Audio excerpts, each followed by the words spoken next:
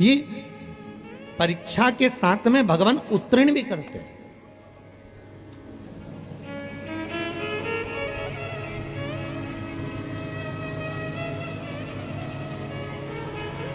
शुक्ल पक्ष की नवमी तिथि, बैसाख महीना,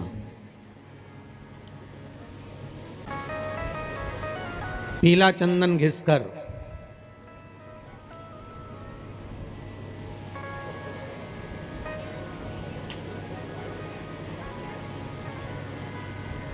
उस चंदन को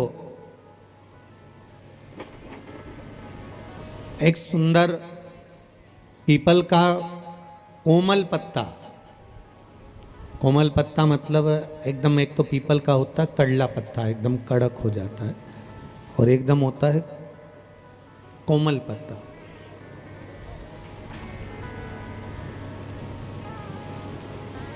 उस पीपल के कोमल पत्ते पर पीला चंदन घिसकर, जो वो चंदन होता है, उस चंदन को घिसकर उस चंदन को उस पत्ते पर रख लें। और महाराज उस पत्ते को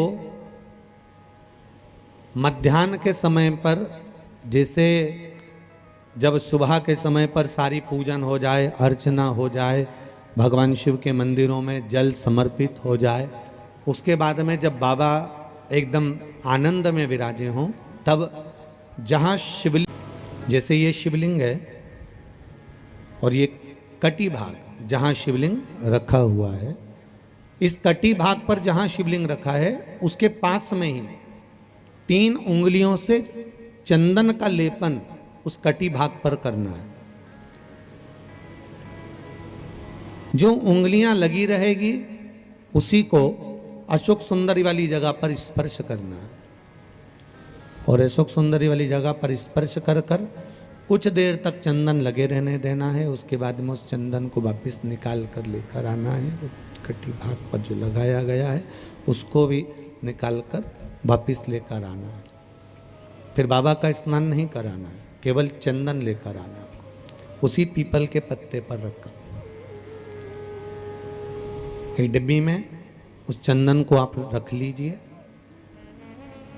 कुछ दिन, जिसकी नेत्र ज्योति कमजोर है, चश्मा लग रहा हो, श्रवण शक्ति कमजोर हो, सुनाई कम दे रहा हो, उसके कंठ से इस ठोड़ी तक उस चंदन का तिलक लगाना प्रारंभ कर दीजिए, और नेत्रों के नीचे थोड़ा सा वो चंदन लगाना प्रारंभ कर दीजिए। लगभग 20 से 22 दिन तक आप उसका प्रयोग करिए, और एक रुद्राक्ष का जल शिव को समर्पित कर कर उस जल का आचमन करना प्रारंभ कर लीजिए। लगभग 22 दिन लगेंगे। धीरे धीरे फिर जाकर डॉक्टर को जांच करा लेना, नेत्र की ज्योति बढ़ना प्रारंभ हो गई है। पर विश्वास के साथ में, भरोसे के साथ में, क्योंकि सबसे मूल अगर कुछ है तो विश्वास मूल है। मानो तो मैं गंगा मां हूं, और ना मानो तो बहता पानी। अगर आपका विश्वास प्रबल होगा, भरोसा अगर प्रबल होगा, विश्वास अगर प्रबल होगा तो भगवान मिलेगा, और अगर विश्वास नहीं है तो परमात्मा नहीं मिल सकता।